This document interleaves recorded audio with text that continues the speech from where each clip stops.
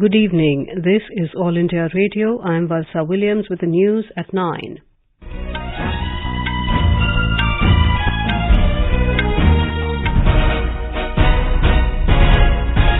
The headlines.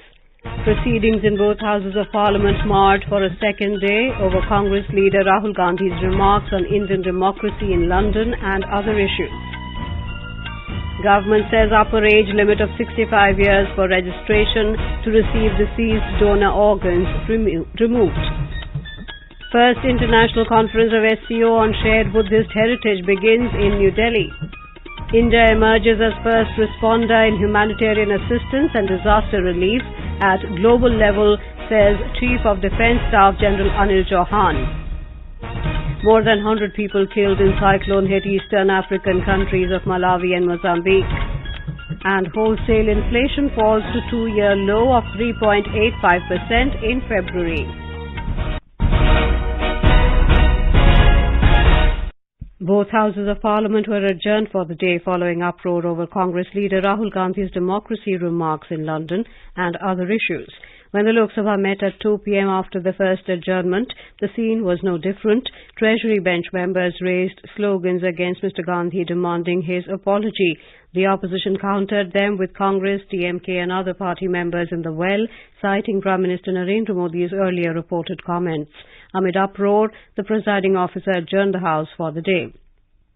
In the Rajya Sabha, similar scenes were witnessed when the House reassembled at 2 o'clock after the first adjournment. Leader of the House, Piyush Goyal, raised the issue of Rahul Gandhi's comments. He said his remarks are an insult to Parliament and he must tender his apology. Congress leader Pramod Tiwari waked up the issue of Prime Minister's earlier comments. Congress, Left, DMK and other opposition parties' members trooped into the well raising slogans. They were countered by Treasury bench members raising slogans against Mr. Gandhi. As the ruckus continued, the House was adjourned for the day. Amidst the din, Minister of State for Finance, Pankaj Chaudhary, presented a statement for supplementary demands for grants 2022-23. He also presented supplementary demands for grants related to Jammu and Kashmir for 2022-23 and the budget of the Union Territory for 2023-24. The government has removed the upper age limit of 65 years for eligibility for registration to receive deceased donor organs. Now, a person of any age can register for receiving deceased donor organs. The government has also decided to do away with the domicile requirement of the state for registration of patients requiring organ transplantation from deceased donors. Union Minister of State for Health and Family Welfare, Dr. Bharti Praveen Pawar, stated this in a written reply in the Rajya Sabha today. The minister said the government is taking several steps to increase awareness on organ donation in the country. She highlighted that a website, www.notto.gov.in, and a round-the-clock call centre have also been launched to provide information, telecounselling and facilitate coordination for organ donation. People can reach the toll-free helpline number 1-800-11-4770. The government today assured that the National Register of Citizens NRC data is fully secured. In a written reply in the Lok Sabha, Minister of State for Home Nityananda Rai said no lapses pertaining to security of sensitive data has been found. He said the updating of the NRC in Assam has been undertaken as per the provisions of the Citizenship Act 1955. The entire exercise is being conducted under overall supervision and monitoring of the Supreme Court. The government has taken various steps to tackle drug smuggling at the border areas. Minister of State for Home Affairs Nityananda Rai said this in a written reply to a question in the Lok Sabha today. Mr. Rai said detailed vulnerability mapping has been carried out along the border to strengthen surveillance by deploying additional special surveillance equipment and other available resources in the vulnerable patches. He said Border Security Force, Sashastra Seema Bal and Assam Rifles have been empowered under the Narcotics, Drugs and Psychotropic Substances Act for making interdiction of narcotic drugs.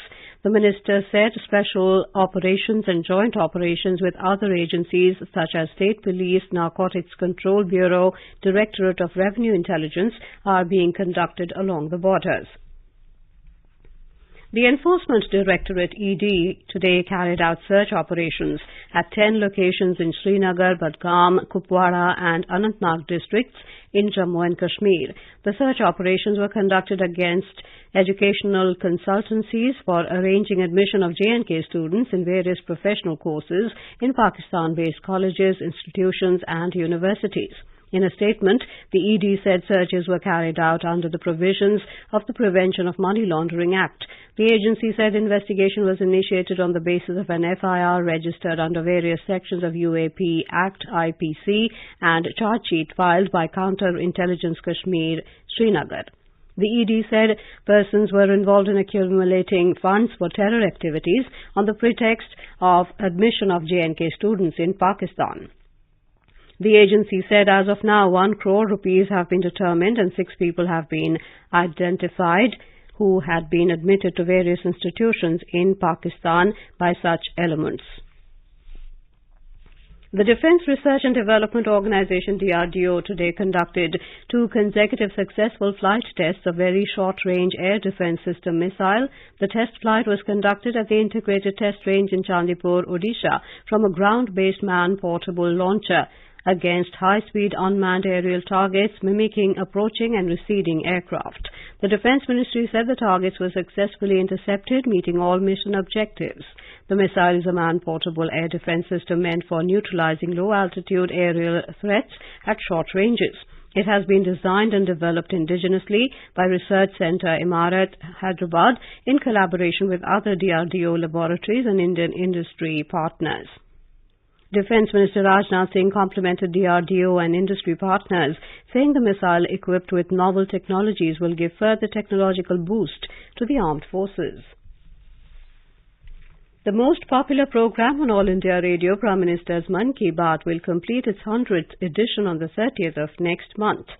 The program, which was started on the auspicious occasion of Vijayadashmi on the 3rd of October 2014, has completed 98 editions till date. In the run-up to the centenary episode, All India Radio is launching a special series from tomorrow to focus on the impact of the program on the transformation of India. Information and Broadcasting Ministry said the series will bring out 100 identified themes highlighted by Prime Minister in Mann Ki Baat episodes till date. The relevant sound bites of the Prime Minister from each episode of Mann Ki Baat will be broadcast in all bulletins and other programs across AIR network. It will conclude on the 29th of April, a day before the momentous 100th episode. The special series will be carried by various AIR stations, including 42 Vivid Bharati stations, 25 FM Rainbow channels, 4 FM Gold channels and 159 primary channels in the country. Agriculture and Farmers Welfare Minister Narendra Singh Tomar has said that if small farmers are empowered, it will boost India's GDP. Speaking at an event in New Delhi today, Mr. Tomar said small farmers constitute 85% of the farming community. They face the challenge of lack of private investment. He said farming is the backbone of India's economy and the farm ecosystem is the main pillar of Indian economy. कृषि के क्षेत्र को अगर फायदे में लाना है और किसान खुशहाल हो, कृषि की अर्थव्यवस्था मजबूत हो, इसलिए उसके साथ तकनीक का समर्थन चाहिए, अनुसंधान का समर्थन चाहिए और इंडस्ट्री का समर्थन चाहिए. This is All India Radio giving you the news. For quick news updates round the clock, follow us on our Twitter handle at AIR News Alerts. The first International Conference of Shanghai Cooperation Organization (SCO) on Shared Buddhist Heritage began in New Delhi today. The focus is on India's civilizational connect with the SCO nations. The aim of the two-day conference is to re-establish transcultural links and seek out commonalities between Buddhist art of Central Asia, art styles, archaeological sites and antiquity in various museum collections of the SCO countries. The event under India's leadership of SCO has brought together Central Asian, East Asian, South Asian and Arab countries on a common platform to discuss shared Buddhist heritage.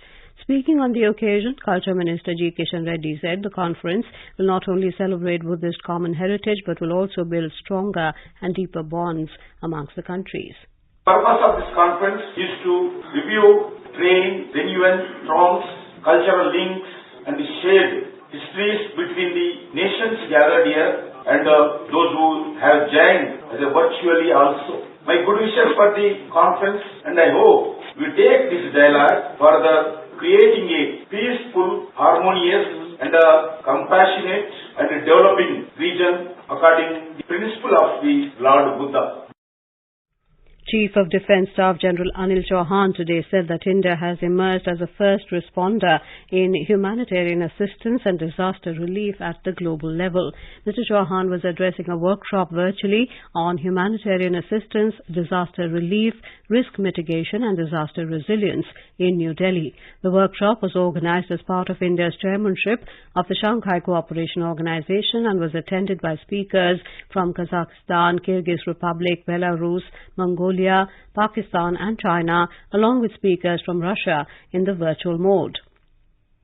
The Chief of Defence Staff said, in keeping with India's cultural beliefs of Vasudhaiva Kutumbakam, the whole world is one family, India has been playing an important role in providing humanitarian assistance and disaster relief. He further said that the timely launch of Operation Dost following the recent earthquake in Turkey is a testimony to India's willingness to extend help to all possible corners of the globe. Mr. Chauhan further added that a collective approach is essential to mitigate the consequences of disasters. He said that armed forces along with dedicated organizational structure are often the first responders in the event of any disaster.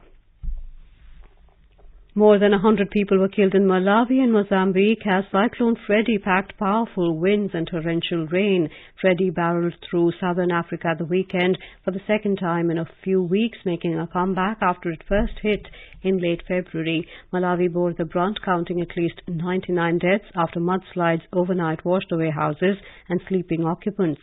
Another 134 people were injured while 16 are reported missing. Malawi's commercial capital, Blantyre, recorded 85 deaths.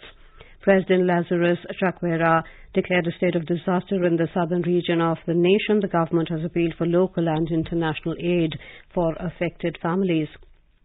In neighbouring Mozambique, at least 10 people died and 14 were wounded. The Mozambique National Institute for Disaster Management said the fallout from the storm's second landfall in the country was worse than expected. According to the UN's World Meteorological Organization, Freddy, which formed off northwestern Australia in the first week of February, was set to become what is believed to be the longest-lasting tropical cyclone on record. The UN said more than 11,000 people were affected by the storm. Wholesale price-based inflation WPI for February eased to a two-year low of 3.85% against 4.73% recorded in January. The decline is primarily due to fall in prices of crude petroleum and natural gas, food products, electronics, chemicals and electrical equipment. WPI is in line with retail inflation data released yesterday, which showed that annual retail inflation eased to 6.44% in February, helped by a fall in the prices of food items. Key domestic share markets today witnessed losses for a fourth straight session amid negative global cues. A report from the business desk. The Sensex declined 338 points or 0.58% to close at 57,900. The Nifty also fell 111 points or 0.65% to finish at 17,043. Gold price at Multi-Commodity Exchange for April contracts was trading at around 57,530 rupees per 10 gram. Silver was trading at around 66,230 rupees per kilogram for May contracts when reports last came in. And global crude oil prices dropped around 1.5%. Intraday trade Brent crude was trading at around $79.70 per barrel. Anubha Rohatgi for AIR News. And now, before we end the bulletin, the headlines once again. Proceedings in both houses of Parliament march for a second day over Congress leader Rahul Gandhi's remarks on Indian democracy in London and other issues. Government says upper age limit of 65 years for registration to receive deceased donor organs removed. First International Conference of SCO on Shared Buddhist Heritage begins in New Delhi. India emerges as first responder in humanitarian assistance and disaster relief at global level, says Chief of Defence Staff General Anil Chauhan. More than 100 people killed in cyclone-hit eastern African countries of Malawi and Mozambique. And wholesale inflation falls to two-year low of 3.85% in February. That is all in the news at 9. Good night.